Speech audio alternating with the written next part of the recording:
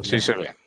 Bueno, pues en primer lugar, muchísimas gracias por la invitación. Para mí es un placer tener la suerte de compartir en este foro pues las últimas investigaciones que estamos haciendo justo sobre los temas que está avanzando el profesor Pepe Moraga, sobre la historia económica y ambiental reciente y sobre lo que nos estamos preguntando cómo hemos llegado hasta aquí, ¿no? A esta situación de crisis ambiental, qué retos afrontamos y nuestra pregunta principal es qué nos puede enseñar la historia sobre esta crisis.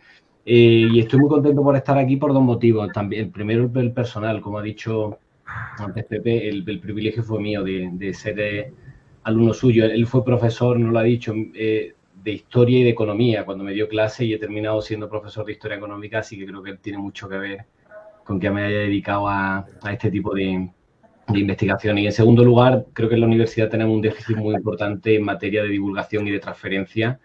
Así que muchas veces investigamos temas que únicamente compartimos entre nosotros y en foros muy reducidos que no se transfieren a la sociedad ni a otros ámbitos educativos o sociales. Así que tener la oportunidad de poder compartirlos con vosotros es un privilegio y espero que pueda ser de utilidad. Bueno, el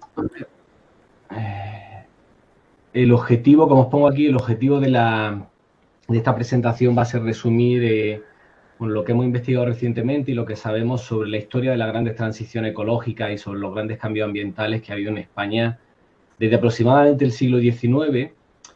Voy a decir que es cuando se produce la mayor transformación ambiental, pero también tengo que reconocer que es cuando empezamos a tener buenos datos. Solo podemos reconstruir la historia en el momento en el que tenemos datos que son más fiables hasta la actualidad. Y cuando digo que voy a hablar de las transiciones ecológicas, me refiero específicamente a los cambios.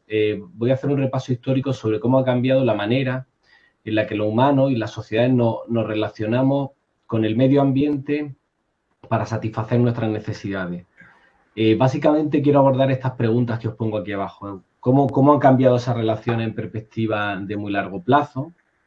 Y sobre todo, ¿qué implicaciones han tenido? Por un lado, ¿qué implicaciones han tenido para nuestro bienestar? Porque que seamos capaces de apropiar más recursos y de tener más bienes y servicios disponibles para satisfacer nuestras necesidades puede tener un impacto positivo, y de hecho lo ha tenido, pero veremos que también tiene impactos ambientales que pueden amenazar nuestros modelos de desarrollo. Y también, en último lugar, como me voy a centrar particularmente en estimaciones que hemos hecho para el caso de España, lo que quiero contaros es qué particularidades tiene el caso de España en el contexto global. Esta crisis ambiental no es particular de España, es una crisis ambiental global, pero por supuesto España tiene un camino propio y lo que hemos tratado también es de ver qué particularidades tiene en relación a esas transformaciones globales.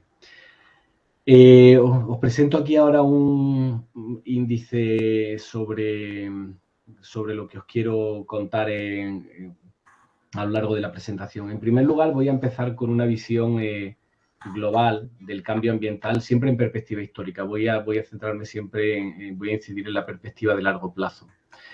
Después de plantear esta visión global, pasaré a presentaros algunos resultados que estamos, que hemos hecho hace relativamente poco, en los que estamos trabajando sobre la evolución particular del caso de España. Pero antes de pasar a ese punto 3, hablaré brevísimamente sobre qué método utilizamos. Creo que puede ser de interés contar cómo realizamos este tipo de estimaciones. De hecho, una pregunta habitual cuando presentamos estos trabajos en ciertos foros es, la gente se pregunta cómo realizamos estas estimaciones, pues, no sé, para periodos de muy largo plazo. Voy a dedicar un punto especial, que ya lo anticipo, al papel del comercio internacional. O sea, el comercio internacional y el aumento del comercio internacional están hoy en día en el centro de la política ambiental, ya no solo en perspectiva histórica, sino actual.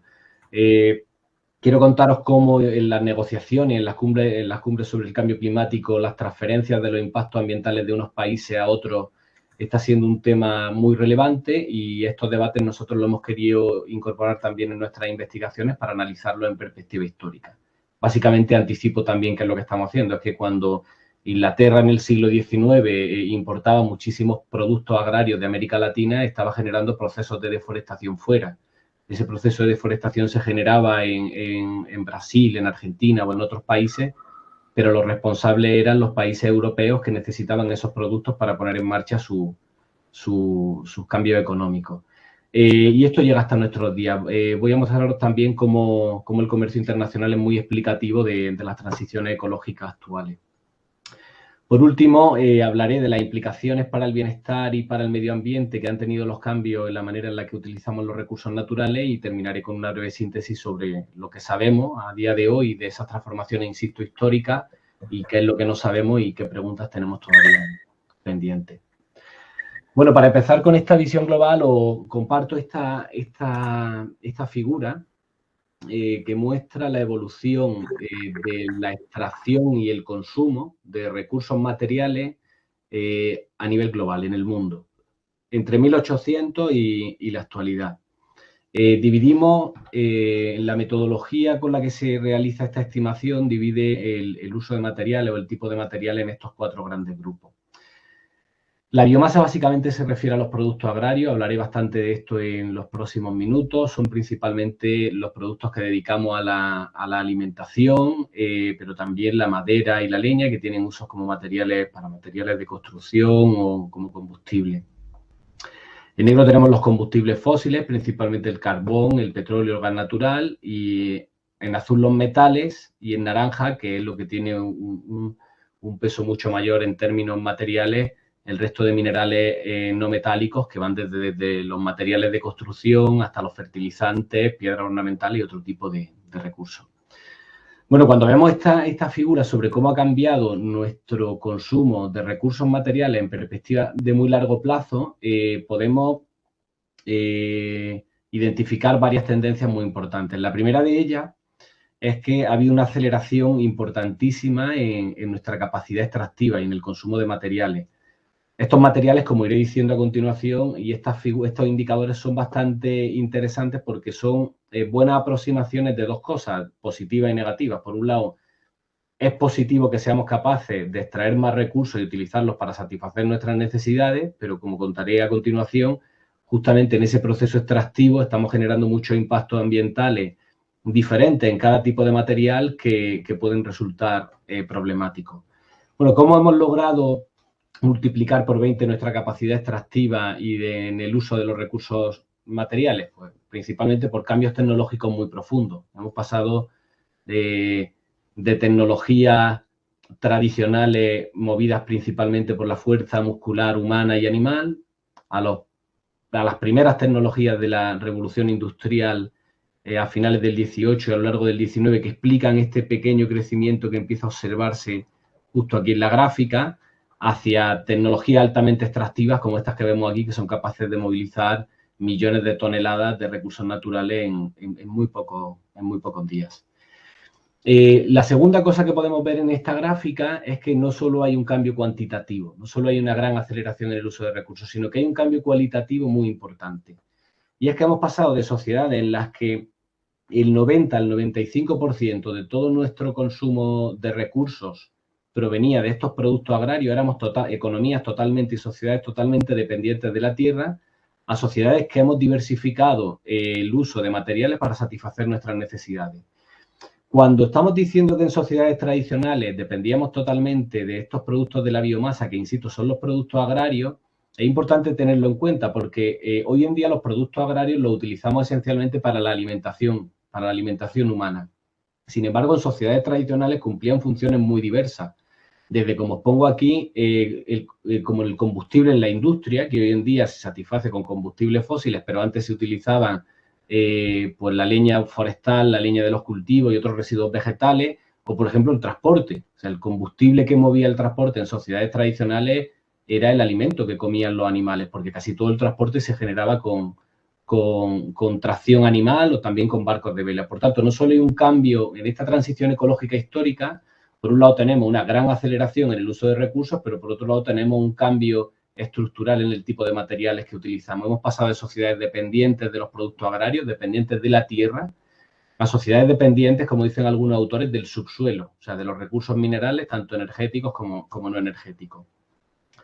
Y por supuesto, seguro que muchos estaréis pensando que al ser una tendencia global, esas trayectorias de aceleración esconden divergencias territoriales muy importantes.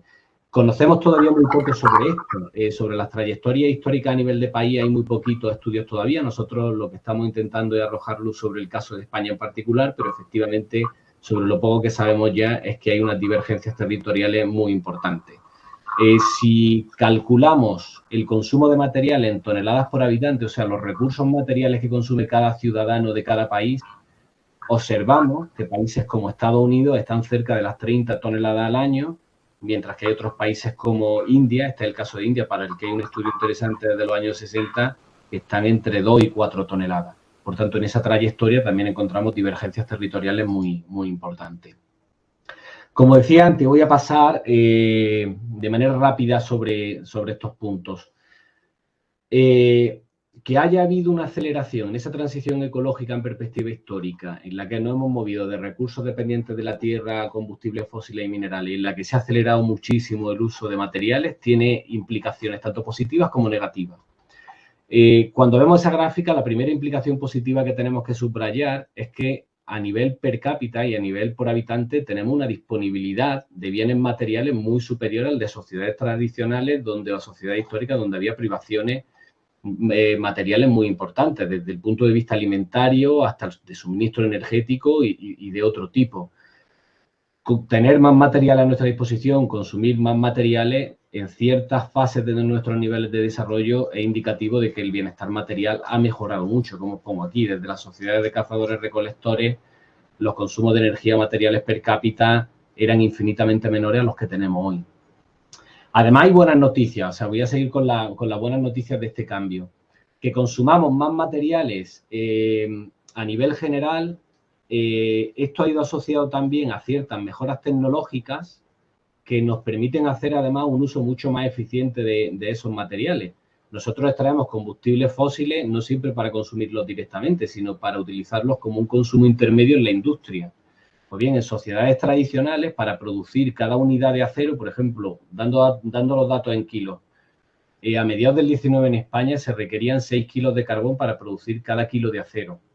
En 1900 se requería ya solo 1 kilo y pico de carbón para producir cada kilo de acero. Por tanto, esa gráfica que veíamos antes, cada vez dedicamos menos parte para esos consumos intermedios y una parte mayor llega a nuestro uso final.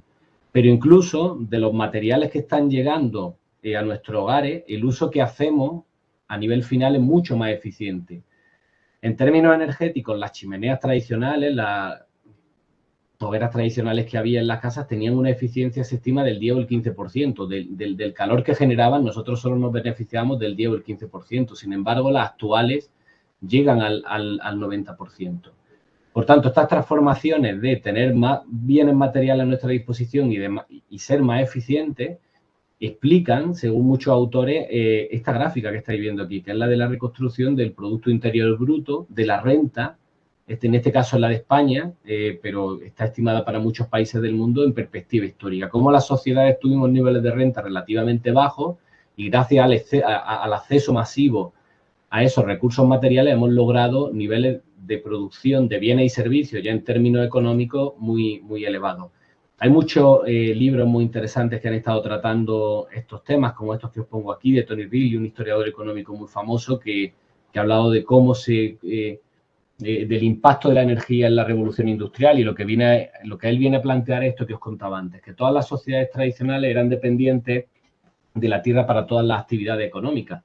Si queríamos producir más acero, necesitábamos leña para fundir ese acero. Si queríamos cocer ladrillos, por ejemplo, también necesitábamos leña o productos vegetales. Y Tony Rielly decía, el problema es que las fuentes energéticas tradicionales no las podíamos coger cuando quisiéramos. Necesitamos que se produjesen anualmente y se iban produciendo en una cantidad anual ilimitada. Sin embargo, cuando desarrollamos esas tecnologías extractivas que dependían del carbón y del petróleo, dependíamos de energías que ya no es que fuesen mejores, que fuesen más densas energéticamente o más versátiles. Es que eran energías que podíamos coger y que podíamos extraer a unos niveles que no tenían un límite, digamos, anual. No necesitábamos que se produjesen anualmente. Romper de esa dependencia de la tierra es la que hizo que el desarrollo económico se acelerase mucho. Por tanto, en esa historia de las transiciones ecológicas, lo que quiero plantear es que hay una historia positiva, y es la historia de superar los límites productivos tradicionales, la de disponer en nuestros hogares de más bienes y servicios, y la de haber alcanzado cotas de bienestar material, insisto, que no tienen precedentes. Sin embargo, esa historia tiene muchos puntos negativos, tiene también aspectos negativos, y esos aspectos negativos preocupan hoy en día, pues, o sea, son muy preocupantes y de hecho están en el centro de la agenda política y académica. El principal es que cuando se acelera esa extracción de los recursos que hemos visto antes, se están generando impactos ambientales de diferente naturaleza. A nivel de sociedad funcionamos desde un punto de vista de la economía ecológica como esta figura que veis aquí a la derecha. Para satisfacer nuestras necesidades tenemos que tomar recursos, como veis aquí, tanto de los sistemas agrarios, de los bosques, de las superficies cultivadas, también extraemos combustibles fósiles, minerales, y en esos procesos extractivos generamos impactos ambientales muy relevantes de los que os hablaré a continuación. Y cuando procesamos y consumimos todos esos materiales, también estamos generando impactos, desde emisiones de gases de efecto invernadero, pérdidas de biodiversidad, procesos de deforestación muy relevantes.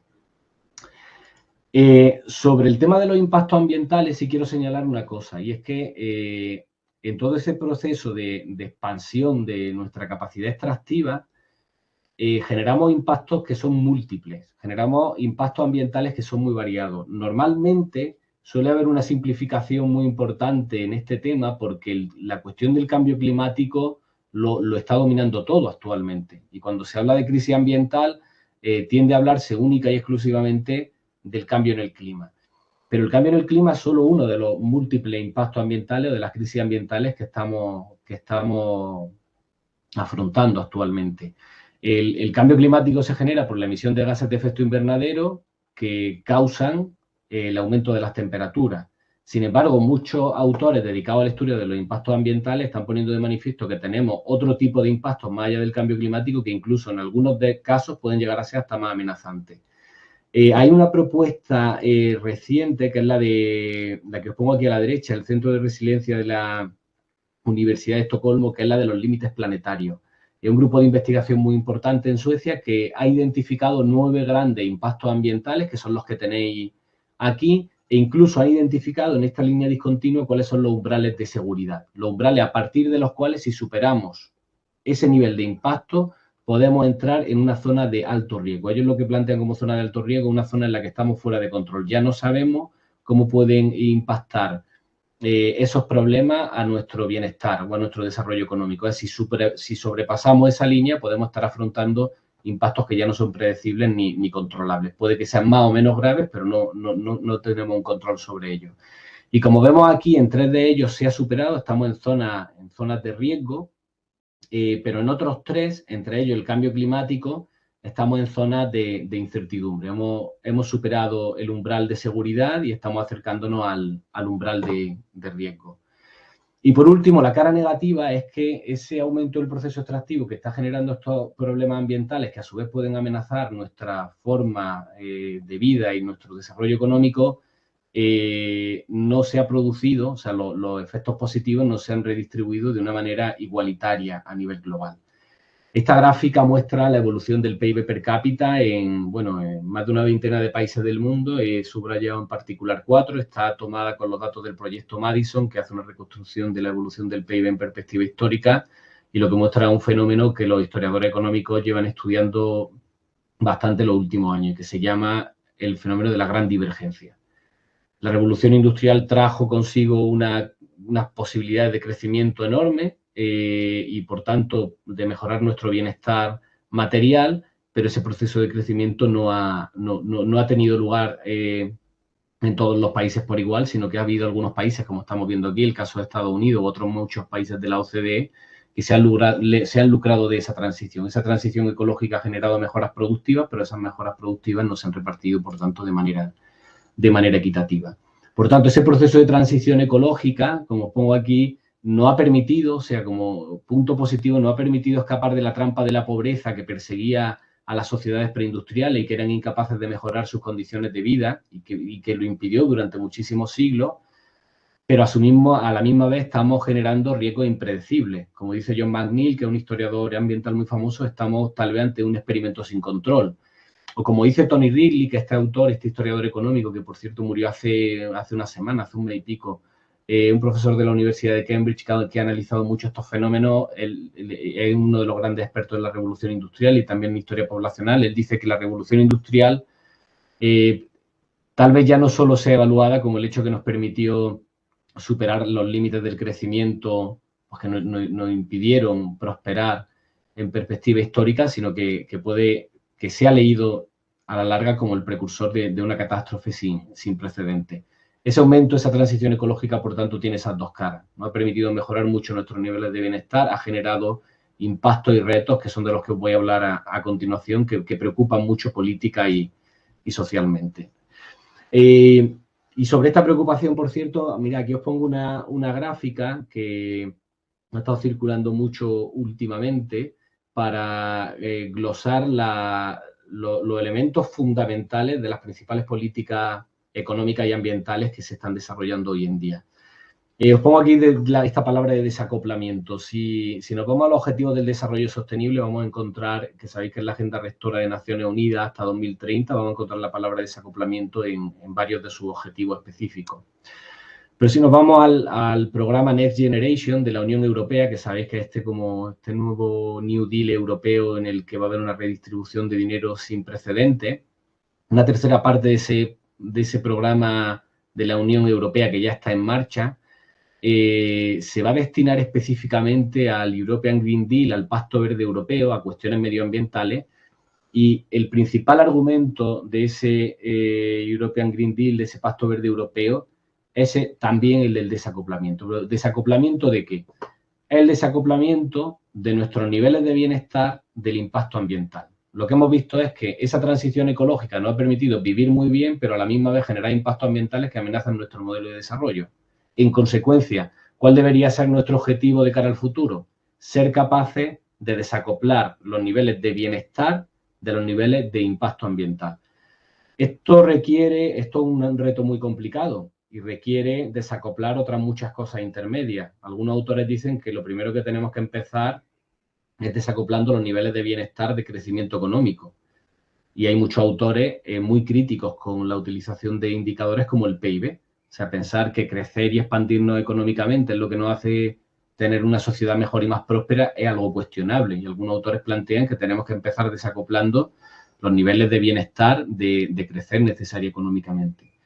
El segundo desacoplamiento es que desacoplemos nuestra economía del uso de recursos naturales, que seamos cada vez más eficientes y que utilizando menos recursos seamos capaces de generar más desarrollo económico. Y en último lugar, se plantea que lo que tenemos que desacoplar es el uso de recursos del impacto ambiental. O sea, que podamos extraer bienes de la naturaleza sin generar impactos muy negativos y que seamos más sostenibles en esa extracción. A fin de cuentas, la combinación de todas estas fases lo que plantea es el gran reto que tenemos como sociedad, uno de los grandes retos que tenemos como sociedad de cara al futuro. El de desacoplar nuestros niveles de bienestar, que podamos seguir viviendo bien o que vivamos mejor a la misma vez que impactamos menos sobre el medio ambiente para evitar los problemas que se pueden derivar de esta crisis ambiental.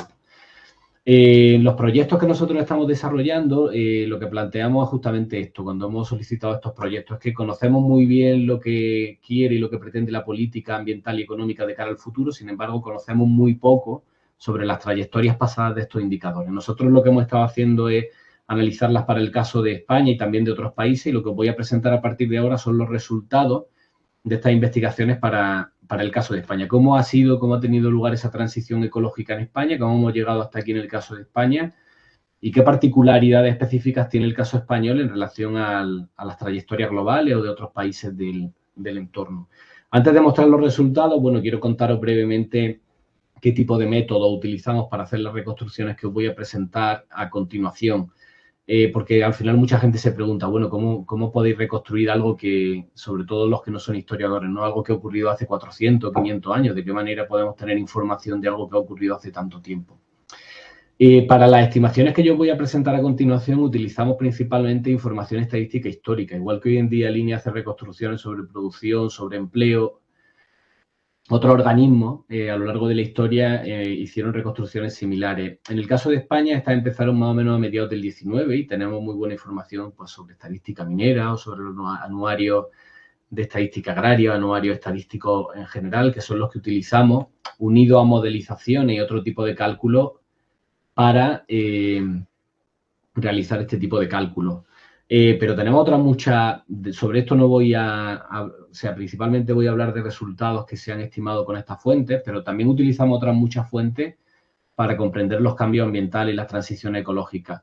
Hay muchas de estas fuentes que cito aquí que no las hemos utilizado para estimar los resultados que os voy a presentar a continuación, pero simplemente quería tomarme un par de minutos para contaros qué tipo de información histórica tenemos para realizar este tipo de reconstrucciones de indicadores ambientales en perspectiva de largo plazo. Una de ellas muy interesante es la de la fotografía aérea histórica. Igual muchos de vosotros y de vosotras conocéis esta fuente, pero si no es así os animo a que busquéis, que pongáis en Google vuelo americano de 1956, que fue un vuelo que realizaron los americanos justamente en el 56 en el contexto de la Guerra Fría y en el que fotografiaron la mayor parte del territorio español.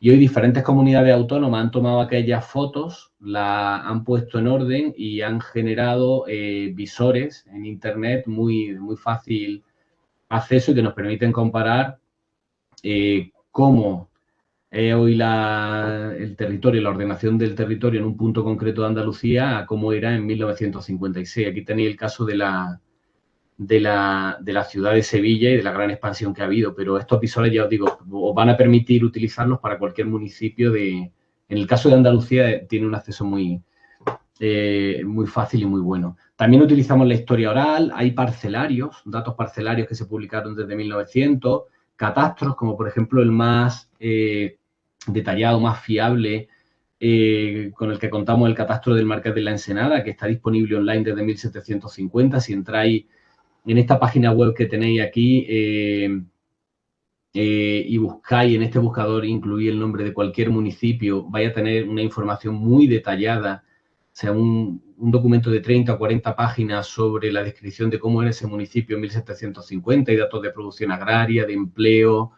de número de habitantes, de número de casas y tenemos, bueno, una fotografía sobre la información de muchísimos municipios en perspectiva histórica muy buena.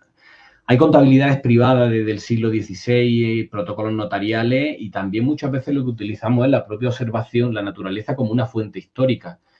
En unos estudios sobre la historia del olivar, de los que antes hablaba justamente Pepe Moraga, analizamos la erosión histórica sin ningún registro documental. Básicamente lo que estábamos viendo estimamos dónde sabíamos que estaba la superficie en el momento de plantación del olivar, que era en este punto de arriba de la peana.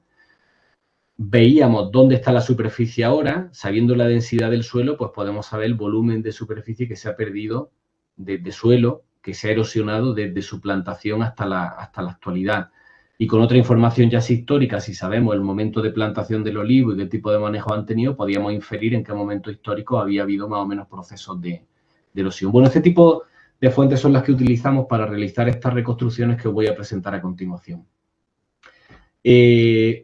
Bueno, en lo que sigue voy a hacer un repaso general sobre cómo ha evolucionado el uso de los recursos naturales en España entre 1860 y la actualidad y cuáles son los principales mensajes que estamos extrayendo de estas tendencias y qué es lo que significan y qué implicaciones tienen. Bueno, en esta gráfica lo que os muestro es la evolución de la extracción de los recursos materiales, extracción incluso es lo que extraemos, o sea, esto es lo que extraemos dentro del territorio de España, entre 1860 y la actualidad. Y nuevamente lo distingo en esas 4 categorías. De la biomasa son los productos agrarios, que como veis aquí lo pongo, está en la misma gráfica, la de la derecha es lo mismo, solo que representado en porcentaje. Podemos como en 1860 la mayor parte de lo que nosotros extraíamos para satisfacer nuestras necesidades, esto es siempre extracción, que generábamos para consumirla y para satisfacer nuestras necesidades. Vemos que la mayor parte eran cultivos, luego había una cantidad muy fuerte de residuos y de paja, y pasto. Principalmente esto alude a la alimentación animal. Los animales en sociedades tradicionales, como decía antes, eran sumamente relevantes ya no solo para darnos carne y leche como hoy en día, sino que eran nuestro principal medio de transporte y nuestra principal fuerza tractora, por ejemplo, para las labores agrícolas o en las propias industrias. Las almazaras tradicionales utilizaban animales para mover las piedras de los molinos. Por eso teníamos que dedicar tantos recursos a los animales, ya no solo como un insumo alimentario, sino también como fuerza de tracción y de transporte. La madera y la leña, que nos servía para calentarnos, pero también como material de construcción, y también era un insumo fundamental, como decía antes, en la industria. Toda la fundición de hierro, las fundiciones de acero, toda la cocción de ladrillos, de cemento tradicional, se hacía justamente con estos productos. Es por eso que en sociedades tradicionales, que en el caso de España, el 90% de los bienes que extraíamos eran productos, como veis, de la agricultura y de los sistemas forestales, pero no por ello tenían una función muy simplificada como la tienen hoy en día, es que satisfacían y eran el insumo principal de la mayor parte de sectores económicos. Con la revolución industrial empezó a notarse un aumento de la extracción de otro tipo de productos, principalmente de minerales. En el caso de España, la extracción de minerales ferrosos, sobre todo de hierro, fue muy fuerte. Y después vimos que tuvo un boom muy fuerte la extracción de combustibles fósiles. En España, sobre todo de carbón, aunque teníamos una dotación de recursos muy baja, había muy poquitas minas de carbón y muy poco petróleo dentro del país. Y lo que vemos es que en la segunda mitad del siglo XX hay un boom extractivo muy fuerte, principalmente de los productos de cantera, que tienen que ver con el boom urbanístico que hay en España. Así vemos que el impacto sobre el medio ambiente a nivel extractivo era relativamente limitado, apenas superaba los 50 millones de toneladas durante el siglo XIX, llegando a los 100 millones de toneladas antes de los 30, y cómo había un proceso que en la literatura se conoce como gran aceleración. O sea, la entrada de ese famoso concepto del antropoceno, de la era geológica de los humanos, va acompañada de la explicación de que hay una gran aceleración en la extracción y el uso de recursos. Vemos como en España se acelera muchísimo desde los años 60. Sin embargo, aquí es muy importante tener presente una cosa para entender esta gráfica. Aquí yo de lo que estoy hablando es de la extracción, o sea, de lo que se está extrayendo en España, del extractivismo dentro de nuestro país, y de los impactos ambientales que pueden generar dentro de nuestro territorio, ambientales y sociales. Sin embargo, lo que nosotros consumimos no es necesariamente lo que extraemos, porque una parte de lo que estamos extrayendo lo vendemos a otros países y también una parte muy importante de lo que consumimos viene de fuera. Esto únicamente es lo que estamos extrayendo dentro del país. Sin embargo, para comprender nuestro consumo tenemos que estimar y que calcular el comercio internacional, o sea, qué es lo que viene de fuera. Y hay países del mundo, que de esto hablaré después, hay países del mundo que tienen niveles de extracción altísimos, y esto pasa principalmente en América Latina, en África, en los países del sur global, y que luego tienen un consumo muy bajo. ¿Por qué? Porque la mayor parte de esa extracción de recursos la destinan a suministrar esos materiales a otros países del mundo. Y en sentido contrario, hay otros países, los que destacan principalmente los europeos, Japón y luego otros países también, en menor medida los países ricos de mayor tamaño, como Australia, Canadá y Estados Unidos, que tienen niveles de extracción no tan altos, pero niveles de consumo muy altos. Y esto ocurre porque están importando muchos materiales y muchos recursos de otras partes del mundo. ¿Qué ha ocurrido en España? Pues bueno, aquí dos mensajes rápidos. Nuevamente, una aceleración sin precedentes del comercio de materiales a partir de 1950, tanto en la importación como en la exportación. Y el segundo mensaje que podemos ver aquí es que he dejado la gráfica en los mismos niveles, 300 millones de toneladas. Es que, perdonad, esto no lo he puesto aquí, disculpad. La primera gráfica es la importación. Esto es lo que estamos importando. Y llegamos a importar hoy en día 300 millones de toneladas, mientras que lo que estamos exportando es mucho menos de la mitad. Por tanto, España extrae una cantidad muy alta de materiales, pero encima es que estamos importando del resto del mundo mucho más de lo que estamos vendiendo. Somos un país dependiente en términos materiales. Hay análisis muy interesantes sobre estos patrones. Mirad, en esta figura lo que muestro es una síntesis de las dos figuras anteriores, ¿vale? Las dos figuras anteriores, esto es la importación y esto es la exportación, ¿de acuerdo? En esta figura lo que ponemos es el balance neto. Es las importaciones menos las exportaciones. Por tanto, si un valor está en negativo, es que el país es exportador neto de este material. Sin embargo, si el valor está en positivo, como pongo aquí, es que somos dependientes e importadores netos de este material. Igualmente, como lo que parece que ocurre entre 1860 y 1950 es poco relevante en comparación a lo que viene detrás, he puesto el zoom, ¿vale?, en lo que ocurre entre 1860 y 1950, porque aunque aquí se percibe poco, si ponemos el zoom únicamente aquí, vemos que sí hay cambio interesante. Y bueno, lo que observamos en el caso de España sobre la relación con otros países en el uso de recursos naturales es que hasta lo que se conoce como primera globalización, al gran aumento del comercio internacional que hubo a lo largo del XIX hasta las guerras mundiales, España jugó un papel periférico. O sea, nosotros éramos exportadores netos. Principalmente vendíamos metales, ya digo que eran minerales de hierro y que principalmente estaban destinados a Alemania y sobre todo a Inglaterra. Y también éramos exportadores netos de productos agrarios, aceite, vino y frutales que le dábamos al resto de Europa. Y lo único que importábamos eran pequeñas cantidades de carbón que fueron muy importantes para ir activando la revolución industrial. Pero nos comportamos como un país periférico. Sin embargo, desde los años 60 nos hemos convertido en lo que se llama en este tipo de estudios en un país parásito. Somos dependientes de todo tipo de recursos naturales. De hecho, se comenta que España es un país agroexportador y un país donde la agricultura tiene un peso muy importante, pero es cierto que exportamos muchos productos, pero somos unos grandes importadores de productos agrarios. De hecho, importamos muchísimos más productos agrarios de los que estamos exportando, además de combustibles fósiles, además de todo tipo de minerales metálicos. Por tanto, si a la extracción, a lo que nosotros le estamos extrayendo dentro del país, le sumamos lo que importamos, que es mucho más, y le restamos lo que exportamos, ahí lo que tenemos es el consumo. Así llegamos a lo que realmente estamos consumiendo. Y aquí lo que tenemos son los datos de las toneladas que consumimos por habitante. O sea, si pusiéramos en la puerta de nuestra casa cuántas toneladas hemos requerido en promedio cada español al año, pues podemos observar que desde el 19 hasta mediados del 20 estuvimos en una cantidad relativamente estable de unas 4 o 5 toneladas. Y donde, como os decía antes, los productos agrarios eran los dominantes. A una gran aceleración a partir de los años 50, en los cuales nuestros niveles de consumo llegaron a las 20 toneladas. Mira, aquí quiero comentar un par de cosas que son significativas. Esta aceleración que ha habido ha ocurrido en otros muchos países del mundo, pero en casi ninguno, solo en Japón, ha ocurrido con esta velocidad.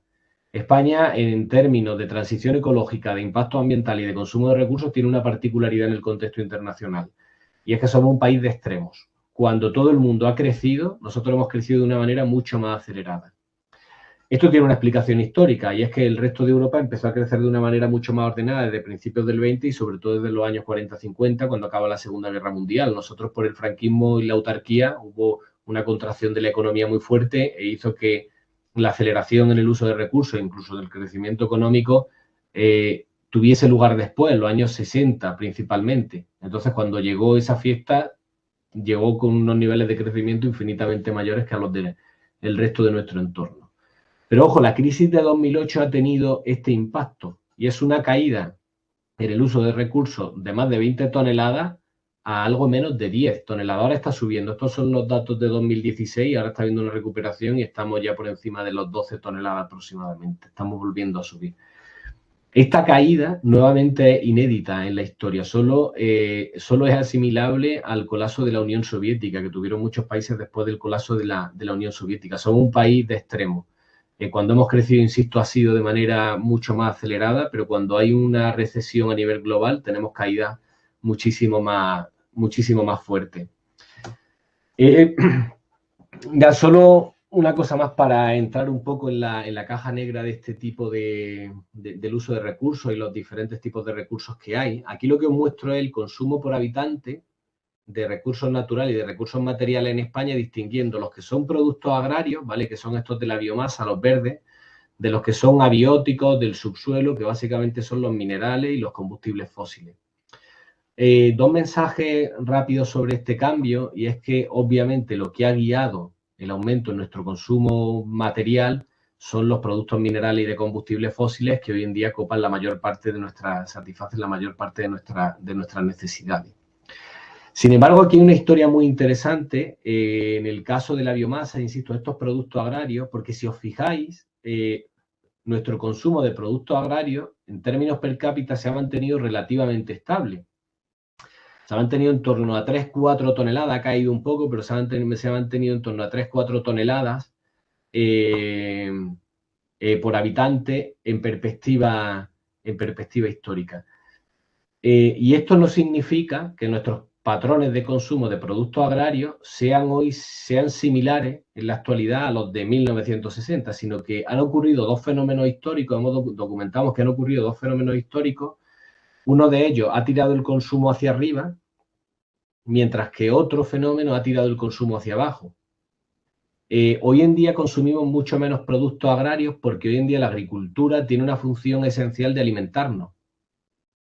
Pero en sociedades tradicionales, como decía antes, tenía una función mucho más diversa. Tenía que alimentarnos a nosotros, pero tenía que alimentar a la fuerza de tracción, tenía que alimentar a los animales que nos transportaban, tenía que alimentar a la industria para la fundición. Bueno, la pregunta que cabe hacerse, ¿cómo es posible que si hemos liberado a la agricultura de esas funciones tradicionales y hoy solo nos alimenta, seguimos consumiendo las mismas cantidades que hace siglo y medio? Pues el motivo es que tenemos unos patrones de consumo mucho más intensivos, sobre todo por la proliferación de dietas cárnicas y sobre todo también por el aumento del desperdicio alimentario, que en muchos países llega a ser del 40%. El desperdicio alimentario en sociedades tradicionales era del 7, el 8%, el que se perdía pues, de los propios procesos de transporte y almacenaje que eran inevitables. Hoy en día en muchos países se desperdicia más del 40%.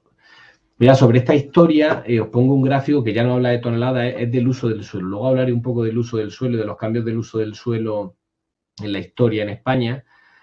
Y mirad, aquí lo que os pongo son los millones de hectáreas de superficie agraria que se estaban utilizando efectivamente. En el caso de España, en millones de hectáreas y aquí en porcentaje. O sea, no me voy a detener mucho en esta gráfica. Luego, por supuesto, si tenéis algún tipo de pregunta o de consulta, vuelvo a cualquiera de estas diapositivas. Pero solo quiero mostraros, y aquí os pongo en la derecha, que en esta reconstrucción no hemos identificado tipos de cultivos, si hay más o menos olivar, si hay más o menos cereal, si hay más o menos bosque.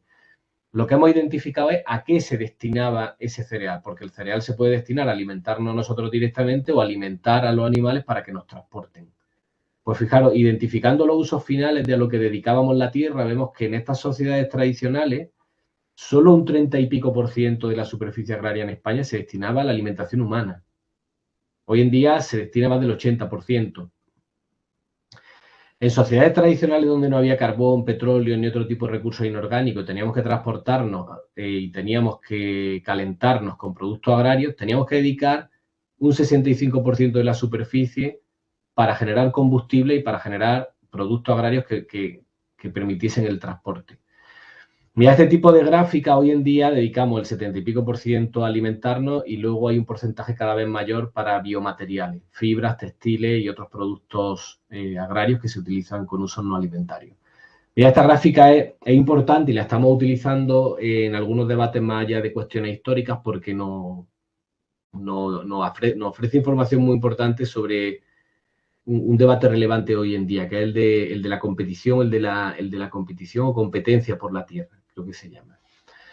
Y lo que se está planteando es que si la nueva transición energética consiste en abandonar los combustibles fósiles y tener que utilizar, y hay gente que plantea el uso de biocombustibles, de hecho sabéis que están teniendo un uso cada vez mayor, lo que vamos a tener que hacer es reducir el porcentaje de uso que estamos dedicando a alimentarnos para volver a hacer crecer el uso de estos bienes y servicios. La cuestión es cómo, con la cantidad de gente que estamos hoy en día y los patrones de consumo que tenemos, somos capaces de hacer que estos usos, tanto para transporte como, por ejemplo, el etanol para el biocombustible o, en este caso del calor, los pellets, vuelven a ocupar un papel muy importante en nuestro territorio. Y hay debate sobre si eso es factible o no es factible.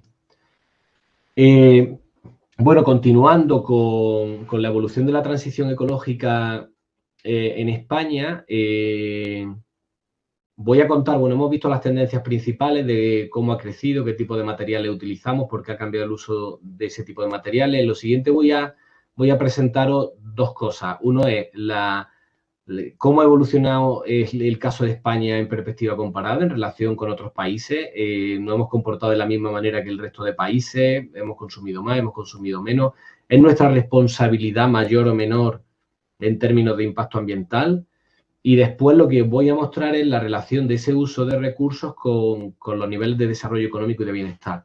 Mirad, en perspectiva comparada a lo que vemos, aquí tenéis la evolución del consumo de materiales en toneladas por habitante en España desde 1860 y a nivel global, la línea negra representa el promedio global. Para esto solo tenemos buenos datos desde 1900. Y lo que vemos es que en España, hasta 1960, hemos sido un país que consumía menos recursos materiales per cápita que el promedio mundial. Sin embargo, desde los años 60 estamos consumiendo infinitamente más material y más recursos materiales que el promedio global. Aquí lo que tenemos es esta excepción de la crisis que, insisto, si cogiéramos y actualizásemos los datos hasta 2022, ya estamos otra vez recuperándonos y hemos vuelto hacia arriba. En el agregado histórico lo que estimamos más o menos es que España representa el 0,5% de la población mundial, ha representado, perdón, en el siglo XX y ha consumido el 0,5% del consumo acumulado de materiales y por tanto podríamos extrapolar que más o menos es responsable de los mismos impactos a los que nos correspondería nuestro nivel poblacional. Y obviamente lo que nos encontramos es que estamos muy por encima, aunque estamos cerca de esos promedios globales con diferencias históricas, estamos en cualquier caso muy por encima de los países del sur global. Aquí tenemos datos de India, que insisto es un país para el que tenemos buena información en perspectiva histórica, pero muy por debajo de otros países como Estados Unidos, que si os fijáis es que ya en 1870 consumían más recursos que la media mundial hoy en día y por tanto su responsabilidad acumulada en el cambio global ha sido mucho más relevante. Un aspecto importante sobre el caso de España, no obstante, porque parece que hemos estado planteando que su impacto, he estado planteando que su uso de recursos en perspectiva comparada y los impactos ambientales asociados están más o menos en el promedio global. Sin embargo, hay una noticia que no es tan positiva. España está en el promedio global a nivel de consumo de recursos, teniendo una dotación de recursos materiales muy inferior a la que corresponde a nuestro consumo. Tenemos una dotación de recursos materiales muy bajos, o sea, tanto en términos agrarios como minerales. Minerales hay minerales metálicos, pero no tenemos prácticamente combustibles fósiles, que es lo que más consumimos. Y luego a nivel agrario se habla mucho de que España es un país con un sector agrario muy fuerte, pero sin embargo nuestra capacidad productiva es muy limitada. Aun siendo un país extenso, como sabéis, la orografía hace que una parte no tan alta del país pueda ser utilizada para producción agrícola, pero además que en las partes más meridionales del país los rendimientos son muy inferiores a las de otros países con climas templados. No sé, en perspectiva histórica, en Andalucía los rendimientos del trigo que eran de 600, 800 kilos por hectárea y teníamos que dejar muchos barbechos. En aquella época en Inglaterra se producía el triple. Tenemos una dotación de recursos muy baja y, sin embargo, ya tenemos niveles de consumo de países muy ricos. De hecho, vimos que antes de la crisis de 2008 casi estábamos cogiendo a los Estados Unidos. ¿Cómo es posible eso? Pues con una externalización del uso de recursos y, por tanto, de los impactos muy fuerte. Mirad, en esta gráfica lo que muestro es esa dependencia externa, tanto en términos absolutos, esto es las toneladas que en términos netos importamos del exterior, y aquí la importación dividida por la exportación. O sea, si es un 3, significa que importamos 3 veces más de lo que exportamos. Por 100 no, el por 100 está mal. Es que importamos aquí, ¿vale? 3 veces más de lo que exportamos. En esta muestra tenemos el grupo de países más parasitarios del mundo, más dependientes del exterior y que están importando más recursos que del resto del mundo. Y dentro de ese grupo de países en los que están casi todos los europeos, Estados Unidos, lo que vemos es que solo nos superan, estamos en un nivel muy similar a Alemania y solo nos superan Irlanda e Italia. O sea, estamos en un grupo de 4 o 5 países dentro de los más dependientes, somos uno de los países más dependientes. Esto tiene implicaciones muy importantes, como os pongo abajo, geoestratégicas, luego hablaré de esto al final, y también de intercambio ecológico desigual, que es un aspecto que se señala cada vez más. Hay políticas que tienden a reducir la externalización de los impactos ambientales a terceros países. Ahora después hablaré brevemente sobre esto que se conoce como el efecto fuga, que básicamente es que los países más ricos ponemos legislaciones muy garantistas, nuestra producción dentro del país tiene que ser muy limpia, nuestro mercado laboral tiene que ser muy garantista y eso lo que ha dado lugar es que la producción la llevemos a China o la llevemos a otros países del mundo donde no hay tantas garantías ni ambientales ni sociales para que nos produzcan los bienes que nosotros seguimos consumiendo. Luego, ya no vemos dentro de nuestros países, no estamos viendo que esos impactos ocurran, que haya prácticas nocivas en ambiental, social o laboralmente, pero nuestro nivel de consumo se sigue sosteniendo con prácticas de ese tipo. Porque hemos puesto esas normativas, pero a la misma vez permitimos que las empresas se descentralicen, produzcan cosas y nos reviertan los productos aquí. Ese efecto fuga explica esto. O sea, los países que estamos aquí es que tenemos un efecto fuga mayor. Pero por otro lado hay otro problema en estar aquí, que tiene que ver con cuestiones geopolíticas, y que hoy en día, explicar este fenómeno hoy en día es bastante sencillo. Cuando lo explicamos antes igual era algo más complejo, y es que muchos autores plantean que no era una buena cosa para los países, o sea, ya hay autores que llevaban años hablando de esto, hacer depender nuestro bienestar, nuestra seguridad alimentaria, nuestra seguridad energética, nuestro desarrollo económico de la importación de bienes materiales de países que no son muy estables, por decirlo de alguna manera. Lo estamos viendo ahora mismo con el caso de Rusia y las importaciones de gas. O, por ejemplo, con el caso de Ucrania y las importaciones de grano o de aceite de girasol. Muchos países europeos se han convertido muy dependientes de los recursos de esas zonas a costa de abandonar la producción doméstica, y en términos económicos eso podía ser eficiente y de hecho lo era. Pero en términos geoestratégicos no parecía una jugada muy segura, y algunos autores llevaban tiempo planteando esto, y ahora hemos visto cómo con la crisis derivada de la invasión de Ucrania, este problema se ha puesto de manifiesto. A continuación voy a hablar brevemente sobre las evidencias que tenemos entre el uso de recursos naturales y el desarrollo económico y el crecimiento económico. Cuando comparamos, en esta gráfica lo que comparamos es, abajo tenéis la evolución del consumo material en España en millones de toneladas. Cada año es un punto, cada punto es un año, desde 1866 hasta la actualidad. Y aquí en este eje lo que tenemos es los miles de millones de PIB. La mala noticia de esta gráfica, y cuando hacemos estas asociaciones, hay una mala noticia, y es que hay una alta correlación entre el crecimiento económico y uso de material. Eso significa que no somos una sociedad postmaterial, que esos mensajes de somos una sociedad de servicios y no necesitamos materiales para consumir, no es falsa. El crecimiento económico moderno se ha sostenido en base al uso de recursos materiales, incluso en las sociedades postmateriales, en las sociedades que tienen un sector servicios más fuerte. Sin embargo, hay una buena noticia. La buena noticia es que por cada material consumido producimos más PIB. O sea, si nos fijamos, cuando nos hemos movido de 0 a 400 en el consumo de materiales, en ese caso hemos pasado de 0 a 600 en el PIB. Esto se ve mejor aquí, en esta gráfica. Aquí lo que muestro es lo que se conoce como eficiencia material, el uso de recursos por unidad de PIB. ¿Cuántos materiales necesitamos para generar bienes y servicios económicos? Y hace un siglo necesitábamos 1,5 kilos para producir cada unidad de PIB, cada unidad de renta, y hoy necesitamos 0,3. Somos cada vez más eficientes. Y bueno, esto se explica por muchos motivos, entre ellos por el que os decía antes. Para producir acero antes necesitábamos 6 kilos de carbón y ahora necesitamos menos de 1 kilo de carbón. Ha habido avances en la tecnología y en nuestros patrones de consumo que han hecho que seamos mucho más eficientes que las sociedades tradicionales. Sin embargo, en esta relación sobre si la relación entre los impactos ambientales y el desarrollo económico, en esa idea del desacoplamiento que estaban buscando muchos organismos internacionales, lo que ha ocurrido en perspectiva histórica es positivo o negativo, en esa relación hay un debate enorme entre economistas ecológicos e historiadores ambientales. Y os resumo básicamente las dos perspectivas. Por un lado está la perspectiva de quien dice y repite, y esto lo podéis encontrar en los medios de comunicación de manera muy habitual, en el que nos estamos comportando muy bien, porque está habiendo un proceso de desacoplamiento. El PIB, aquí tenéis en esta figura cuánto ha crecido el PIB, si en 1860 era 1, ¿por cuánto se ha multiplicado? Pues se ha multiplicado por 36 en el último siglo y medio. Sin embargo, el uso de materiales se ha multiplicado por 16, o por algo menos. El mensaje y la lectura positiva que se hace es que nuestros niveles de desarrollo económico están creciendo mucho más rápido que el uso de materiales, y seguramente que los impactos ambientales y que las emisiones y que todos los otros tipos de problemas que se generan. Y ellos dicen, hay un desacoplamiento, esto es el aspecto positivo. Sin embargo, hay otros autores que plantean que esto no es necesariamente una buena noticia. Hay un economista ecológico español famosísimo, Joan Martínez Alier, que es uno de los economistas ecológicos más importantes en el mundo, que él hace una asociación bastante divertida. Dice, bueno, es como si relacionásemos los niveles de PIB con, no sé, ahora con los casos de coronavirus.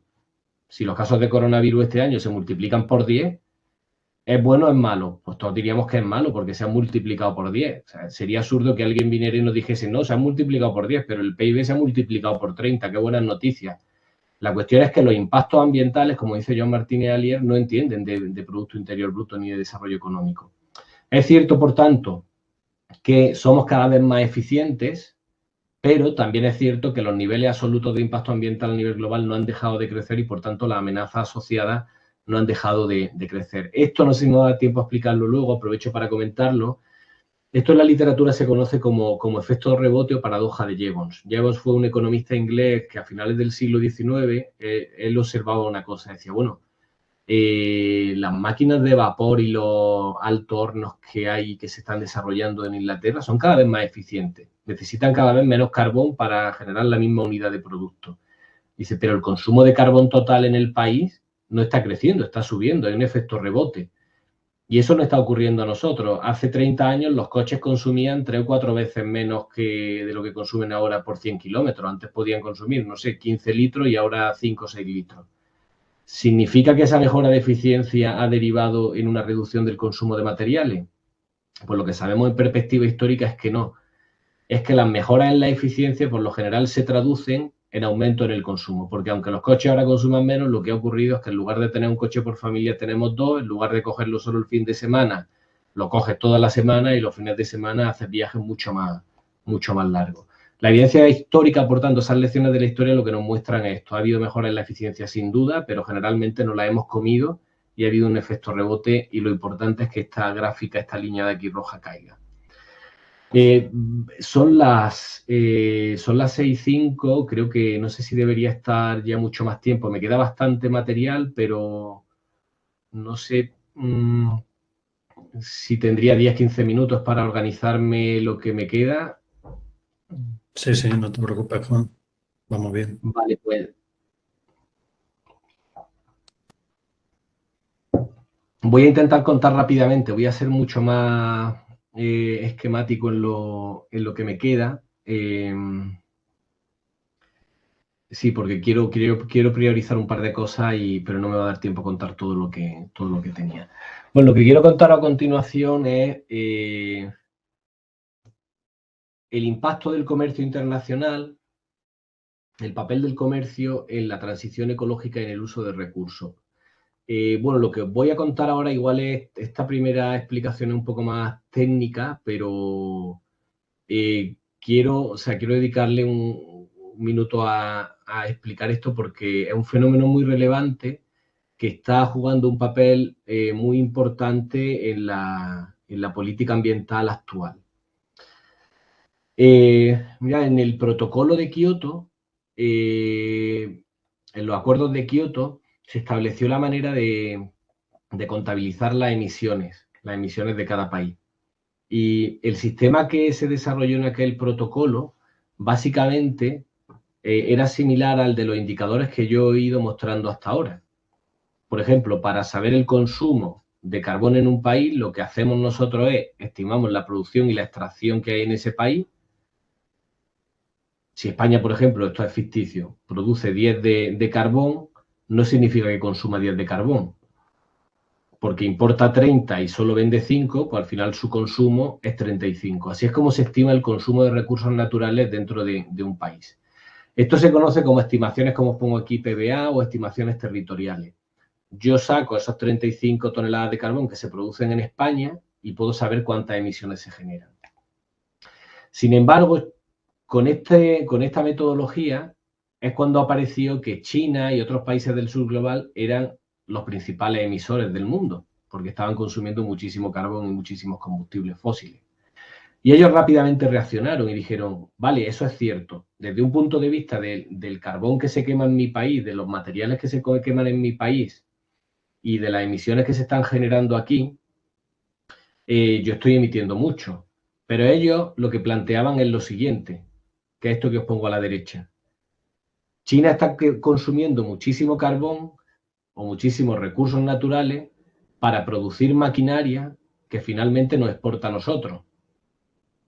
Entonces, ellos lo que decían, hay un porcentaje muy alto de las emisiones que se están generando dentro de China que no se genera para producir bienes finales que disfrutamos nosotros, es que lo estáis disfrutando en los países ricos.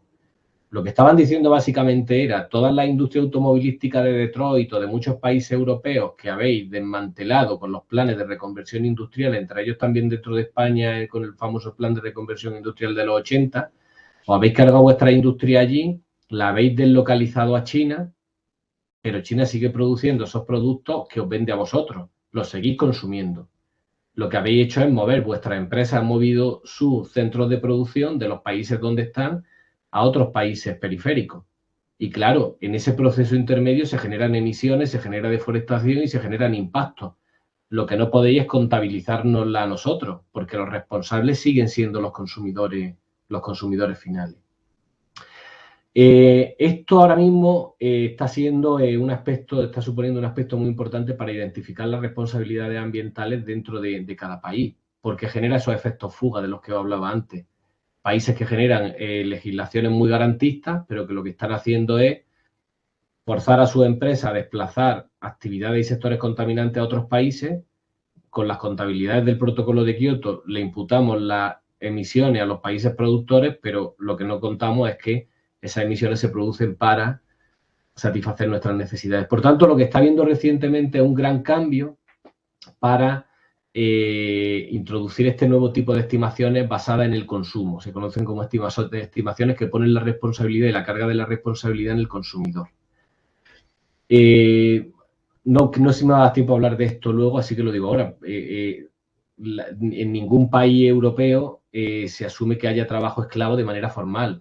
Eso se abolió de todas las legislaciones hace ya muchísimo tiempo. Sin embargo, hay estudios que dicen que en términos absolutos hoy en día hay más trabajo esclavo que hace 100 y pico años. Y está en muchos países del mundo donde queda difuminado. Esos países del mundo son los que han absorbido buena parte de la producción que hoy nos están exportando a nosotros. Por tanto, de alguna manera, desde el punto de vista del consumidor, seguimos siendo responsables de que ese tipo de prácticas ocurran. Entonces, hay una gran preocupación sobre identificar esos puntos de producción problemáticos y hacia dónde están fluyendo esos productos y ver si los países consumidores somos capaces de, cambiando nuestras pautas de consumo, nuestros acuerdos comerciales, de limitar esos problemas. Bueno, nosotros hemos estimado esto, estamos intentando estimar esto en perspectiva histórica para ver qué impacto España ha externalizado fuera de sus fronteras a lo largo de la historia. Tenía varios datos sobre energía, materiales y demás que voy a pasar. Voy a priorizar unas cuantas diapositivas para ir concluyendo ya. Pero creo que sí hay un par de aspectos y un par de resultados que creo que pueden ser de vuestro interés y me voy a centrar en ellos. Mirad, uno de ellos, estamos haciendo este tipo de análisis basado en la perspectiva del consumidor, no solo para los materiales, la energía o las emisiones, sino para la tierra. Nosotros sabemos cuánto uso de tierra hay en España, cómo evolucionó la superficie cultivada en España en perspectiva histórica. Sin embargo, lo que no sabemos es cuánta tierra realmente estamos consumiendo, porque parte de la misma, con la misma lógica que os he explicado, la estamos externalizando a otros terceros países. Mirad, lo que hacemos en estos cálculos es lo siguiente. Sabemos que hay un país A que le exporta, por ejemplo, 1.000 toneladas de trigo o de un cereal a un país B. Si ese país A tiene un rendimiento de 1 tonelada por hectárea, lo que se asume, lo que se infiere, es que el país A le está dedicando 1.000 hectáreas para el consumo del país B. Mirad, aquí tenéis los resultados, que por cierto, aquí la explicación parece que se me ha borrado, de una estimación que hemos hecho, y no están los años tampoco, esto es desde 1900 hasta la actualidad. Haciendo esa estimación, lo que vemos es que España, de la superficie cultivada que hay dentro del territorio, estamos dedicando 6 millones de hectáreas de la superficie que cultivamos para generar productos que se los vendemos a otros países. Sin embargo, de lo que nosotros estamos consumiendo, de nuestra alimentación, de los biocombustibles que consumimos, ocupan hoy en día casi 12 millones de hectáreas en otros países, fuera de otros países. Vemos que esta cantidad era relativamente pequeña, que durante la autarquía franquista se paralizó, pero como desde los años 60 ha habido un proceso de externalización muy fuerte. ¿Por qué este tipo de estimaciones son importantes? Me voy a saltar, habéis ya 2 diapositivas para ir concluyendo. Porque este tipo de estimaciones son muy importantes, ya no solo ahora, sino históricamente, porque, mirad, nos ayudan a comprender mejor fenómenos como el que os muestro aquí. La superficie cultivada dentro de España, desde 1860 fue creciendo a medida que aumentaba la presión poblacional. Aquí hubo una caída por la guerra civil. Luego, desde los años 50 siguió creciendo, pero en España, de los años 60 y 70, la superficie cultivada se estabilizó y ha tenido una caída muy fuerte. El abandono de la superficie cultivada tiene otra historia oculta, y esa historia oculta es que cuando nosotros abandonamos la superficie cultivada ha habido un aumento muy fuerte de la superficie forestal. La superficie forestal en España ha pasado de unos 12 millones en los años 50 hasta 17 millones. Ya no solo por la repoblación en el franquismo, sino porque se han abandonado cultivos que se han ido reforestando de manera natural. Esto ha sido un fenómeno que se ha leído en clave muy positiva. A fin de cuentas, reforestar y los procesos de reforestación son uno de los principales objetivos ambientales. Después de muchos años de deforestación, tenemos que revertir ese fenómeno. Esto se conoce como transición forestal y ha empezado a ocurrir sobre todo en países ricos. Los países más desarrollados, entre los que aquí se incluye España, han visto cómo su superficie de bosque ha crecido muchísimo en las últimas décadas. Como veis, en el caso de España, hasta 5 millones de hectáreas. Incorporando esa manera de estimar cómo externalizamos los impactos. Bueno, aquí tenía unos GIF animados sobre cómo ha evolucionado la superficie forestal en España, que los voy a saltar. La superficie, como veis aquí, a nivel provincial, el porcentaje de superficie forestal cayó, hubo deforestación desde el 60 hasta el 50, pero desde el 50 hasta el 2010 ha crecido mucho. Como vemos, ha crecido en 7 millones de hectáreas. Sin embargo, lo que vemos que ha ocurrido es que ha habido un aumento muy importante de la superficie forestal en países como España, a la misma vez que hemos externalizado el uso de productos agrarios, el consumo de la importación de productos agrarios a otras partes del mundo. En el caso de España en particular, justo cuando aumenta la superficie forestal, lo que estamos viendo es que los millones de hectáreas de superficie agraria que estamos importando de otras partes del mundo han superado ya los 10 millones de hectáreas. ¿Cuál es la historia en resumen? Que aquí hemos abandonado los cultivos para importar grano principalmente de América Latina. Viene muchísima soja de Brasil o muchísimo aceite de palma en Indonesia, que están generando deforestación fuera y, por tanto, dentro, en términos territoriales, la superficie forestal ha crecido. Eso se ve en clave y se lee en clave positiva, pero la explicación de que haya subido la superficie forestal es porque estamos externalizando y descentralizando la deforestación fuera. Bueno, voy a pasar otra información que tenía para ir a... Simplemente tenía aquí ya 3 diapositivas para acabar a modo de síntesis, que las resumo, las repaso muy brevemente. La transición ecológica en España sigue patrones globales. Formamos parte de inercias globales a las que no escapamos. Ha habido un gran aumento en la extracción. Ese proceso de gran aceleración en el uso de recursos se ha dado aquí también. Hay una transición cualitativa de productos agrarios a mineros y energéticos. Se inicia débilmente en el 19 con la revolución industrial, pero se acelera en el 20. Esa historia que he ido contando tiene 2 caras. La positiva es que ha mejorado mucho nuestros niveles de bienestar, pero también ha generado graves impactos ambientales que amenazan nuestro modelo de desarrollo. Por otro lado, en España, al igual que en el resto del mundo, somos cada vez más eficientes. Pero el problema es que hay ese efecto rebote del que os hablaba antes. Las mejoras en la eficiencia se le han comido nuestros cambios en los patrones de consumo. ¿Qué hay de particular en el caso de España? Que, como os pongo aquí, somos un país de extremos. Cuando ha habido tasas de crecimiento, hemos crecido más que casi ningún país en el mundo. Pero cuando ha habido crisis, hemos tenido procesos de contracción tan fuertes como, bueno, algunos de los más rápidos del mundo. También una de las particularidades es que somos un país muy frágil y muy dependiente. Tenemos una dependencia exterior muy relevante y esto genera problemas, como os decía antes, por 2 motivos. Por un lado, porque no lo podemos, bueno, por 3, no nos lo podemos permitir económicamente. La factura de los combustibles fósiles que tiene España cada año es superior a los recortes, a los famosos recortes que hubo en la era Rajoy y en la era Zapatero. O sea, la factura económica que tenemos cada año para pagar los combustibles fósiles que consumimos y no tenemos es mayor a aquellos recortes que supusieron un shock en nuestra economía.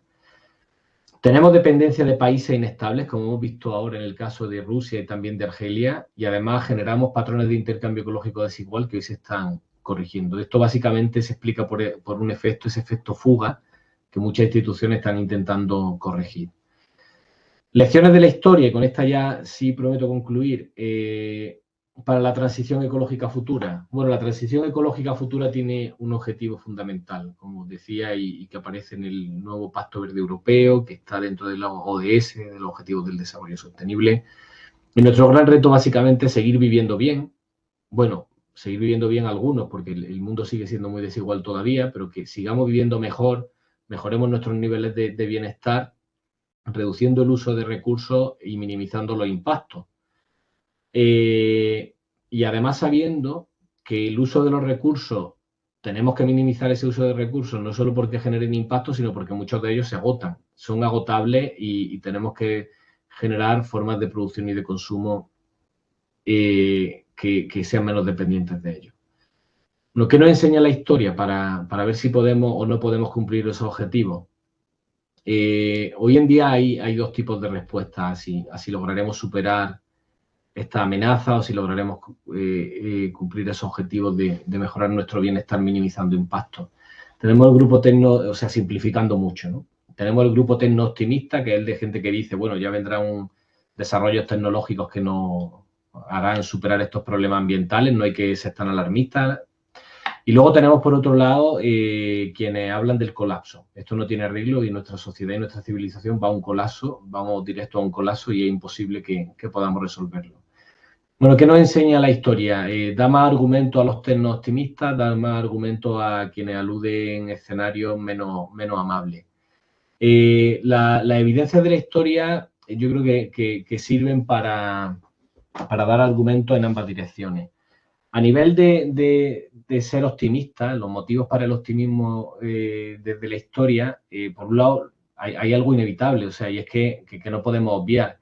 Y es que efectivamente a lo largo de la historia ha habido grandes avances tecnológicos. Cuando Malthus escribió su obra a finales del 18 y nos estaba hablando de la economía de estado estacionario que nunca podían creer, yo siempre digo que si a Malthus le dicen que pocas décadas después dos señores, Haber-Bosch, iban a inventar un método mediante el cual iban a sintetizar amonio tomando nitrógeno de la atmósfera, iban a crear gránulos para ponerlos en las superficies de cultivo, o sea, iban a producir fertilizantes químicos e iban a multiplicar la producción a niveles nunca vistos, o que alguien iba a extraer un líquido de la tierra que lo iba a convertir en diésel y a producir coches para transportar cosas a 100 kilómetros por hora, si a Malthus le dices que pocas décadas después de escribir su obra eso iba a pasar, pues el hombre no daría crédito.